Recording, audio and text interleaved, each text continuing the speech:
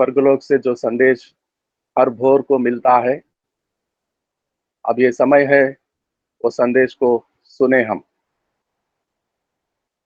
और सबको इस नए साल 2024 का तीसरे महीने का पहला दिन शुभकामनाएं। God bless you all my dear friends for the new and fresh month. इस महीने के पूरे महीने भर के आशीषों के साथ परमेश्वर का वचन को कल रात को हमने परमेश्वर के ओर से स्वीकारा है। The promise for the month, इस महीने की वचन प्रतिज्ञा हम पढ़ेंगे यशायाह नबी की पुस्तक में से। विश्वनाथ प्रसाद जी, कल रात को आप पढ़ रहे थे, वो वही वचन को पढ़िए। तो इस महीने की वचन है, प्रतिज्ञा है प्रभु के ओर से हम सबके लिए। यशायाह नबी का पुस्तक 54वां अध्याय और 8वां वचन को। The book of Isaiah chapter 54 and verse 8।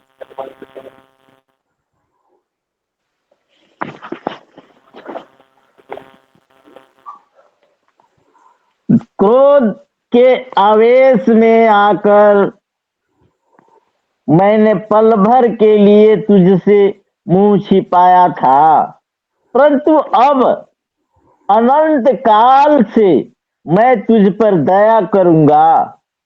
तेरा छुड़ाने वाला यहोवा का यही वचन है। आमीन। आमीन आमीन। छुड़ाने वाला यहोवा का यही वचन है।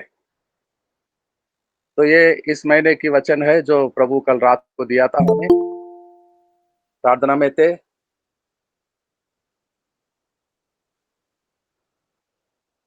तो ये वचन को मनन करते रहेंगे, इस पूरे महीने में हर दिन पढ़ते रहेंगे और प्रार्थना में याद करते रहेंगे। तो आज के संदेश के लिए एक और वचन को पढ़ेंगे, एफेसियों की पत्री 2 का 10। एफेसियों की पत्री 2 का 10।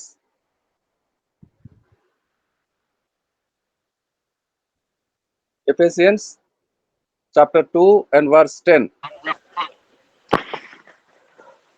क्योंकि हमने बनाए हुए क्योंकि हम उसके बनाए हुए हैं और मसीह यीशु में उन भले कामों के लिए सूरजे गए उन्हें परमेश्वर ने पहले से हमारे हमारे करने के लिए तैयार किया।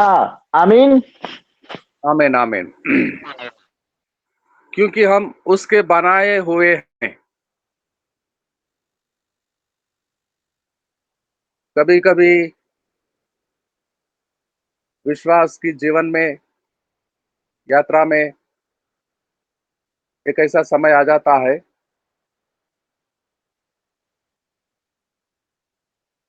कि क्या परमेश्वर हमारा सुन रहा है, क्या परमेश्वर के कामों को हम करते हैं तो भी इतने क्यों सताए जाते हैं। इतना प्रार्थना करते हैं लेकिन क्या सुनता है परमेश्वर हमारा। फिर ये सारे तकलीफ, ये सारे समस्याएं, बच्चों के स्कूल के फीस नहीं चुका पाना, मकान का किराया नहीं दे पाना, बिजली का बिल तक को नहीं भर पाना, और कई समस्याएं क्यों आ रहे हैं। क्या हमारे भक्ति जीवन में, धर्मी जीवन में कुछ समस्या है? कैसे जाने हम, हमारे साथ क्या होगा। ये बहुत सारे प्रश्न उठते हैं, सवाल उठते हैं और निराश में पड़ जाते हैं हम। निराश इसलिए कि हम अपनी क्षमता से सोचते हैं, अपनी दिमाग से, अपनी बुद्धि से, अपनी ताकत से, अपने से सोचते हैं। मैं जो भी करता हूँ ठीक करता हूँ। मैं समझ के साथ करता हूँ।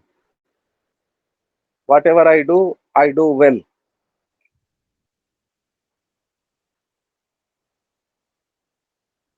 ये मैं करता हूँ, मैं सोचता हूँ, मैं जानता हूँ, मुझे मालूम है। समस्या यही से होता है, मैं से होता है, मुझसे होता है। समस्या ये सारे आके खड़े होते हैं कि ये जो मैं, माई सेल्फ स्ट्रांग हो जाता है। आई यानी कि मैं। हम किसी के सलाह को नहीं मानते, किसी को प्रार्थना करने के लिए नहीं रिक्वेस्ट करते कि प्रभु क्या सोच रहा है मेरे बारे में, प्रभु क्या कामों को मैं करने के लिए, मुझे करने के लिए तैयार करके रखा है पहले से। This is what very crucial thing. किसी को अपने काम पे बुलाता है, उसके बगीचे में काम करने के लिए बुलाता है, तो वो बगीचे का मालिक वो है और काम कराने का इच्छा उसका है। ही नोज वेरी वेल हम किस क्षेत्र में काम करें, कैसे काम करें, वो दिखाता है। और वो पहले से वो कामों को तैयार करके रखा है और हमें बुलाता है और वही काम को हमसे करवाने का और वो काम के लिए प्रतिफल देने का न्यायी मालिक है। बुलाए गए वालों को सबको अपना अपना पगार प्रतिदिन देता है। मैं कई मित्रों को देखा हूँ, बड़े अन्याय होता है उनके साथ। कोई प्राइवेट ठेकेदार के पास काम करते थे, मैं बहुत जन को जानता हूँ, और वो दिन भर जाके काम करते थे सुबह को जाकर पूरे हफ्ते भर में, और वो पगार नहीं देता था। हफ्ते के दिन हफ्ते के दिन ये लोग सब काम करने वाले देखते थे कि मालिक आएगा, हमारा हफ्ते भर का पगार देगा। नहीं देता था। क्या हाल होता है, कैसे खाए घर में बच्चे, बीवी, बूढ़े माँ बाप, माता पिता, और वो काम को छोड़ते हैं, दूसरे ठेकेदार के पास जाते हैं। अगर वहां वहां भी ऐसा ही होगा तो क्या क्या होगा? साहूकार कितने दिन उधार देगा आटा चावल? और क्या अवस्था में पड़ जाएंगे वो लोग जो काम करते हैं लेकिन मालिक पगार नहीं देता। लेकिन यहाँ मालिक 100 लोग से काम करवाता है अपने काम, अपने बगीचे में। फिर किसी 101 वालों को बुलाता है और पहले से अपने किस्से में उसको देने का पगार रखता है पहले से, और तभी बुलाता है मेरे बगीचे में आके काम करो, इस क्षेत्र में काम करो, दिखाता है। वो पहले से काम करने वालों के बीच में नहीं डालता ताकि काम बिगड़ जाए। तो यदि हमको वो बुलाता है और काम देता है और हमें देने के लिए पेमेंट भी रखता है उसके पास, और दिखाता है कि इस क्षेत्र में काम करो, और अगर हम जाए उस क्षेत्र में काम करें शाम होने तक, और वो आकर खड़ा रहेगा, न्यायी मालिक उस दिन का पगार उसी दिन देता। जाओ कल आओ, कल देखा जाएगा, ऐसा कभी नहीं बोलेगा। ऐसा कभी नहीं। सोच में पड़ते हैं लोग यीशु मसीह के पास आने के बाद, यीशु मसीह के साथ चलना शुरू करते हैं और घबरा जाते हैं। कौन सा मालिक है, कैसा है वो दयालु है, वो कृपालु है, अनुग्रहकारी है, वो दयालु है, अनुग्रहकारी है, और वो हमको बुलाने वाला ही नहीं, हमको बनाने वाला है। वो इंग्लिश में बहुत ही सुंदर सा लिखा है, एफेसियन चैप्टर 2 और 10। We are the workmanship of God. उसके हाथों से, वर्कमैनशिप मतलब तैयार किया है उसने। जैसे कुम्हार मिट्टी को लेकर बनाता है सुंदर सा बर्तन को, हम मिट्टी के समान थे और वो कुम्हार हमको ऐसा सुंदर सा बर्तन बनाया, और वो हमका निर्माण किया। उसने हमें उसके हाथों से बनाया।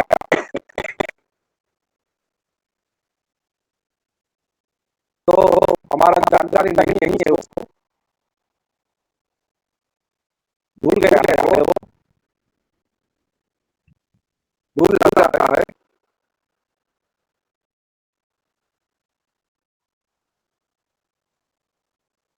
जैसे आज जो परमेश्वर मिला है हमें, उसके घराने में प्रवेश मिला है हमें, उसके संतान बने हैं हमें, बन गए हैं हम।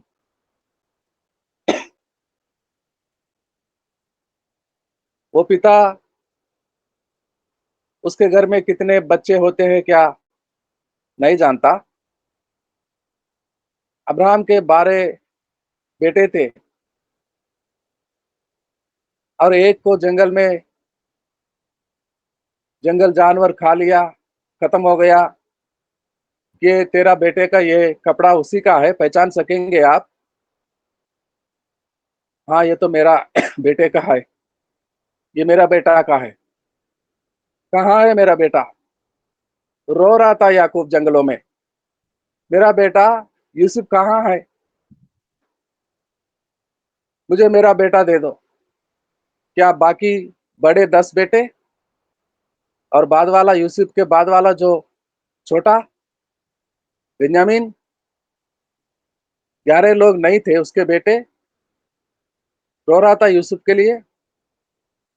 कोई पिता नहीं चाहता उसके बच्चों में से अगर कोई खो जाता, घर में नहीं दिखाई देता, भोजन के मेज पर उसका कुर्सी खाली होता, तो कोई पिता खाना नहीं खा सकता।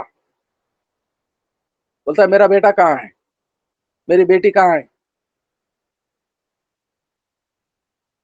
गिनती एक कम होता तो पिता खाना नहीं खा सकता। वो जानता है उसके कितने बेटे हैं, वो जानता है उसके घर में कितने बच्चे हैं। तो हम उसके बेटे बेटियां बन बन गए हैं, और हमारा जानकारी वो रखता है, हमको देखते रहता है, और वो चाहता है कि हमारा देखभाल ठीक ठाक से हो, हमको काम मिले, नौकरी मिले, हम उसको करते रहें।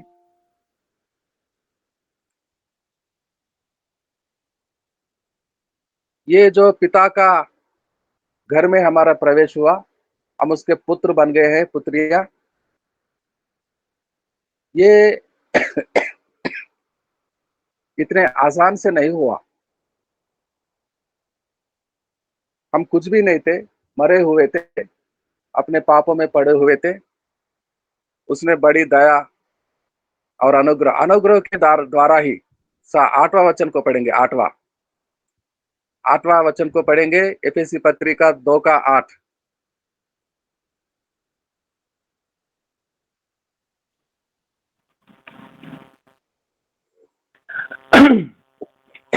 क्योंकि विश्वास के द्वारा अनुग्रह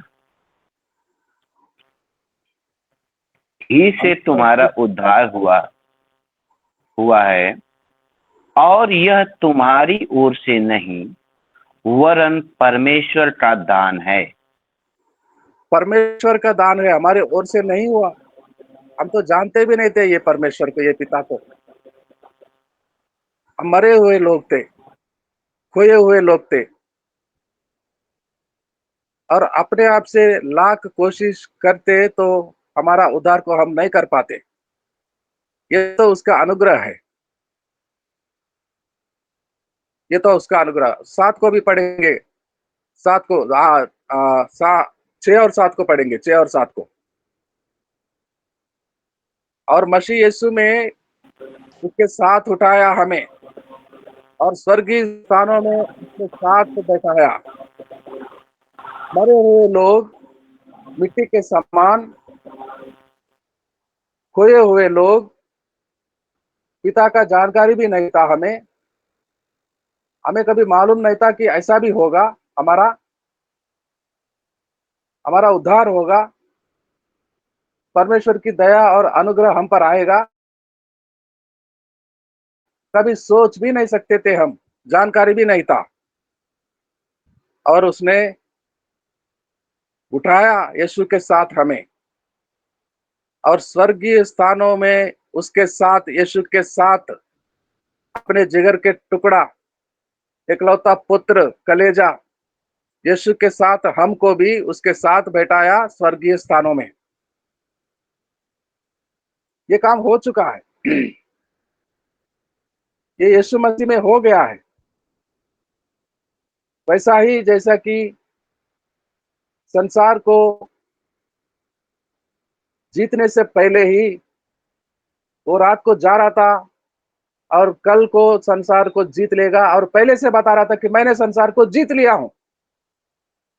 यूहन्ना सुसमाचार 16 का 33। यूहन्ना सुसमाचार 16 का 33।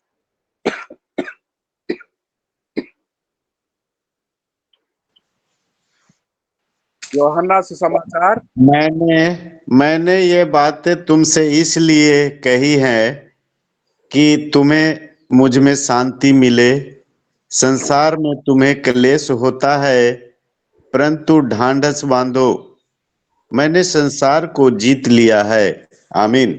आमीन आमीन। कब जीत लिया है? यीशु मसीह कब जीते हैं संसार को? अब तो रात को जाएंगे गेत्सेमने में, प्रार्थना करते हैं, और वो द्रोही बना, आपका ही चेला, शत्रुओं को लेकर आएगा, पकड़वाएगा आपको, पकड़ेंगे, मारेंगे आपको, जंजीरों से जकड़ेंगे, घसीटते हुए ले जाएंगे रात भर। कभी अन्ना के घर में प्रधान याजक, कभी कैपास के घर में, और पिलातुस के सामने, और उसी रात हेरोदेस के सामने अपमान करते, मारते, थूकते, लातों से, हाथों से। ये सब तो होना था कल, लेकिन आज ही बोलते हैं यीशु मसीह कि मैं जीत लिया हूं संसार को पहले से। और बोलता है मुझ में शांति मिले तुम लोगों को, इसलिए पहले से बता रहा हूं, तुमको भी ऐसा ही होगा जैसे मेरे साथ होगा। हिंसा तो आएगा तुम लोगों पर, लेकिन ढांढस बांधो, क्योंकि मैंने संसार को जीत लिया है। उस रात के बाद क्या क्या होना था यीशु के साथ? मार मार कर क्रूस पर लटका रहे थे वो लोग, और जान देने के बाद क्रूस पर से मरा हुआ यीशु मसीह का शरीर को उतारते हैं और दफनाते हैं। गाड़ा गया, फिर तीसरे दिन जीवित उठा, और वो तीसरे दिन जीत लिया है वो। और 3 दिन पहले से ही बता रहा था कि मैं जीत लिया हूं। बिल्कुल एफएससी पत्री में जो हम पढ़ते हैं वैसा ही हम सबको बुलाया, हमारा उद्धार किया, पवित्र बनाया, हमें काम को दिया और काम से लेता, हमारा पालन पोषण करता, हमको चंगा करता, हमारा उपाय करता खाने पीने का, हमारे बच्चों का, और हमें उठाकर उसके साथ स्वर्गीय स्थानों पर हमें बिठाता। हमारा destiny, do you want to know your destiny? आप जानना चाहते हैं अब आपके साथ क्या होने वाला है? आपके साथ यही होने वाला है कि एक दिन वो आएगा और आपको ले जाएगा, सीने से लगाकर, माथे पे चूम कर, और उसके साथ ले जाएगा, उसके साथ वहां बिठाएगा स्वर्गलोक के सिंहासन पर, पिता के दाहिने ओर। यही होने वाला है हम सबसे। और कुछ समय कठिन परिस्थितियां आएंगे तो क्या हमारा नष्ट हो जाएगा? हमारा सब कुछ खत्म हो जाएगा? इतने बड़े हमारे लिए सोचने वाला, जैसा वो सोचता है वैसा नहीं कर पाएगा, वो हमारा साथ छोड़ देगा। थोड़ा सा तकलीफ क्या आ गया, निराश हो जाते हैं, घबरा जाते हैं, डर जाते हैं, सोच में पड़ जाते हैं क्या हुआ हमारा, परमेश्वर मेरा साथ है क्या, मेरा हाथ छोड़ दिया। परमेश्वर वादा का पक्का है, कभी मुकर नहीं जाता। वो कहा, मैं तुम लोगों को अनाथ नहीं छोड़ूंगा। इब्रानियों की पत्री 13 का 5। इब्रानियों के पत्री 13 का 5।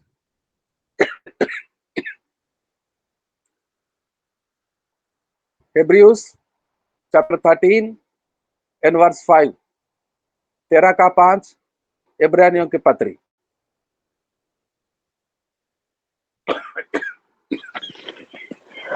तुम्हारा स्वभाव लोभ रहित हो और जो तुम्हारे पास है उसी पर संतोष करो, क्योंकि उसके उसने आप ही कहा है कि मैं तुम्हें कभी न छोड़ूंगा और न कभी तुझे त्यागूंगा। आमीन। कहने वाला नहीं छोड़ूंगा, नहीं त्यागूंगा, क्या छोड़कर भाग जाता है, हार कर जाता है और हम हार जाए? यीशु कह रहा था, मैं संसार को जीत लिया। मतलब क्या होता है? दोनों दोनों के बीच में युद्ध हो रहा है। एक जीत लेता है तो दूसरे का क्या होता है? हार जाता है। संसार और यीशु मसीह के बीच में युद्ध होता है, तो यीशु मसीह जीत लिया है, तो संसार क्या हुआ? हार गया है। तो ये हरा हुआ संसार यीशु मसीह के दास दासी हम लोगों को, परमेश्वर के बेटे बेटियों को हरा सकता है, जो पहले से हरा हुआ है। यीशु मसीह इस संसार को हरा दिया है और वो जीत लिया है। तो ये हरा हुआ संसार क्या हमें हराएगा, हमारा खत्म करेगा, हमारा अंत करेगा, हम नाश हो जाएंगे और वो हमें छोड़कर, अनाथ बनकर, बनाकर छोड़कर चला जाएगा, त्याग कर चला जाएगा?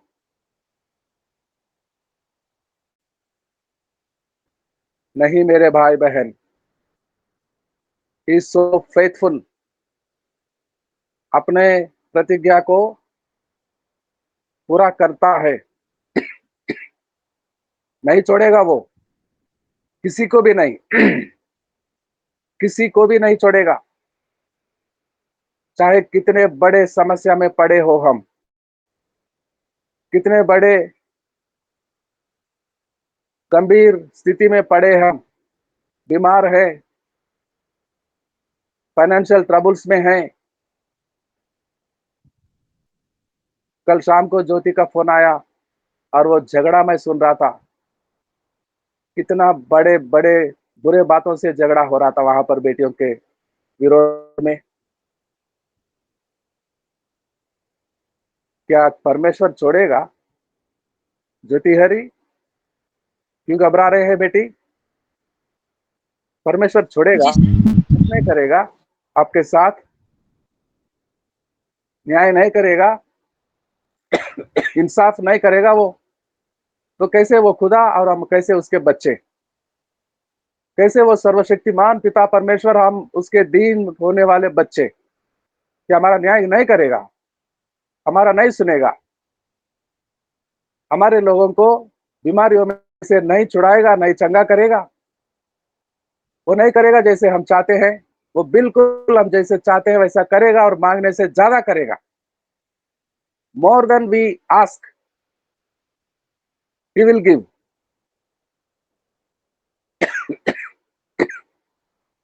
क्योंकि वो देते देते उसका क्षमता पूरा खत्म नहीं होता। जैसे नदियों में पानी सूख जाता है, ये नदी में पानी कभी नहीं सूखता है। ये नदी में जीव जल होता है और बहुतायत से होता है। मैं जीवन देने आया हूं और बहुतायत से जीवन देने आया हूं।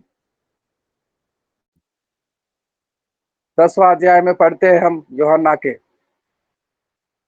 वो लाइफ देने आया है हमें, लाइफ, जीवन। हमारा जीवन में बहुतायत से आशीषें हमारे साथ हो। उसका वर्कमैनशिप है हम, उसी ने बनाया हमको और उसी ने खोज खोज कर ढूंढ ढूंढ कर वो अवस्था में से हमें निकाला, उठाया और उसके साथ स्वर्गीय स्थानों पर बैठाएगा यीशु के साथ। हम हारेंगे नहीं। हमारा जीवन अधूरे में, आधे रास्ते में खत्म नहीं होगा। हमारा गम्य स्थान वहां जाकर बैठना है यीशु के साथ सिंहासन में दाहिने और उसके साथ स्वर्गलोक में। और ये होगा और ये होने वाला है। तब तक हमें कुछ सहना पड़ रहा है, सिखाना चाहता है वो। धीरज के साथ परमेश्वर के वचनों पर भरोसा रखना है, हिम्मत को धरना है, एक दूसरे को प्रोत्साहित करते हुए, लगातार एक दूसरे के साथ मेल मिलाप करते हुए, इसी तरह looking unto Jesus every day, इस ब्यूटीफुल डिवोशन वेदी पर एक दूसरे के लिए प्रार्थना करते रहे और हमारे गम्य स्थान के ओर हम चलते रहें। न्यायी कभी ना छोड़ने वाला, त्यागने वाला, हमारे साथ रहने वाला, अनुग्रहकारी, दयालु यीशु मसीह हमारे साथ। धन्यवाद के साथ उसको, धन्यवाद के साथ प्रार्थना करेंगे। आखिरी प्रार्थना आज का संदेश का लिए, आज के दिन के लिए आखिरी प्रार्थना। आखिरी प्रार्थना एमएस कोहली तामस जी, क्या आप करेंगे? प्रार्थना कर सकते हैं एमएस कोहली तामस जी, उत्तराखंड से।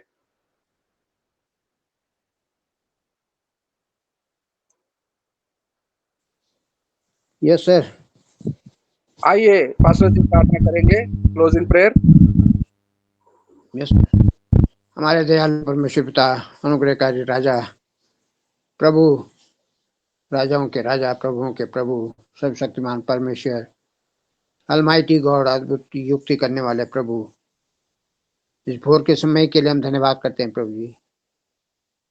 बीता दिन बीत के हम सबको आपने संभाला है और आज के दिन तक आपने पहुंचाया। आप एवेनेजरी परमेश्वर है। धन्यवाद प्रभु हमारे जीवन के लिए, जो आप हमेशा हमेशा हमें एक भोर के सुबह दिखाते हैं और अच्छे वचन के साथ, अच्छे भजन के साथ, अच्छे बाइबल पठन के साथ, अच्छी प्रार्थनाओं के साथ